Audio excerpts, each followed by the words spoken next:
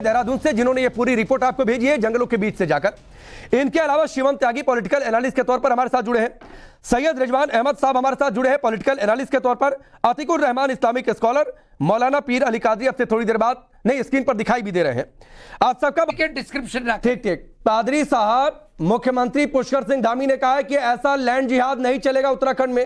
अब क्यों ना कहा जाए ये लैंड जिहाद, जो बातें उन्होंने कही, क्योंकि 37 साल पहले वहां पर इस तरीके के स्ट्रक्चर बिल्कुल नहीं थे। 2000 से ज्यादा लंबा चौड़ा उसका रिसर्च है। देहरादून, पौड़ी में, उससे बाहर आप निकल जाइए, गुजरात के द्वारका में इस तरीके की खबरें आ गई। अलग अलग स्टेट्स में भी इस तरीके से लोग हैं जो बाकायदा जाकर जमीनों पर कब्जा कर रहे हैं। तो जो बातें मुख्यमंत्री पुष्कर धामी ने कही, क्यों ना उसे सही माना जाए लैंड जिहाद? साहब, पुष्कर धामी का मसला यह है कि ये सारे काम इसलिए कर रहे हैं कहीं उनका पॉलिटिकल वनवास ना शुरू हो जाए, इसलिए वो लैंड जिहाद की बात करते हैं। समझ रहे हैं आप? रहा देखिए साहब, मैं आपको ये बात बड़े ही क्लियर तौर पे कहना चाहूंगा कि मस्जिद हो या दरगाह हो, यानी गलत तरीके से जो जमीन हासिल की जाती है, या जमीन आपकी है या किसी और की है या मेरी है, और उसको जो है कब्जा कर लिया गया, उस पर मस्जिद बना दी गई या दरगाह बना दी गई, तो कतई तौर पे गलत है। ओरिजिनल दरगाह की बात कर रहा हूं मैं, जहां दफन कर दिया गया हो अगर किसी बुजुर्ग को, तो भी गलत है। तो अब यहां पर तो बात कही जा रही है कि जो है कुछ है ही नहीं लेकिन दरगाह बना दी गई, तो साहब ये तो कतई गलत है, हिंदुस्तानी कानून के हिसाब से भी गलत है और इस्लाम के नुक्ते नजर से भी गलत है।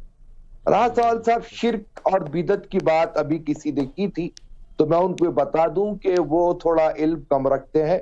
वो यकीनन जय हिंद का बोलते हैं, हम भी जय हिंद बोलते हैं, लेकिन साथ ही साथ वंदे मातरम भी बोलते हैं वो।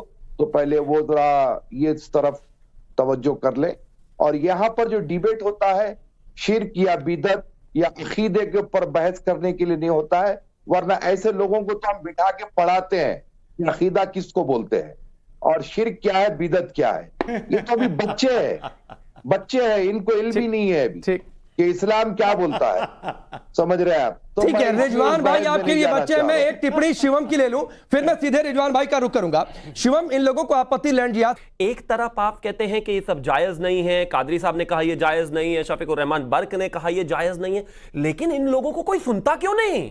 आप आकर देखेंगे जंगल में दूर दूर, जंगल में दूर दूर जहां कोई जाता ही ना हो, जो जानवरों की जगह है, जो सिर्फ सेंचुरी की जगह है, उसमें देखेंगे तो सिर्फ मजार। कल वो वक्फ उस पे अपनी जो है चीजें घोषित कर देगा और फिर अंत में ये कह दिया जाएगा कि मेरा सिर्फ इतना सा कहना है कि अगर आप इस बात को इस्लाम के तहत मानते भी हैं तो अपने लोगों को बताएं भी कि ये गलत है, सरकार की जमीन हो या किसी निजी आदमी की। निश्चित तौर पर ये गलत है।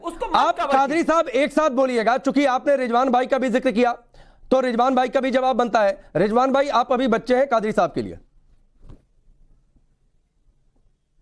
जी देखिए, एक तो मुझे इतना पता है कि जब मेरे बारे में कोई भी कुछ बोल रहा है मैं बीच में ना बोलूं। बहुत आसानी से गूगल कर लीजिएगा, बिल्कुल करते ही मिल जाएगा। The mosque of Matrin, the tomb of Sayyid Imam Jafar al Sadiq, the tomb of Salman Farsi, the tomb of Hamza, ये सारे मकबरे सऊदी गवर्नमेंट ने, ये सऊदी कौन है? ये जब बताता है ना चांद नजर आ गया, तब ईद बनाता है पूरी दुनिया। पाक सल्लल्लाहु अलैहि वसल्लम के नाम पे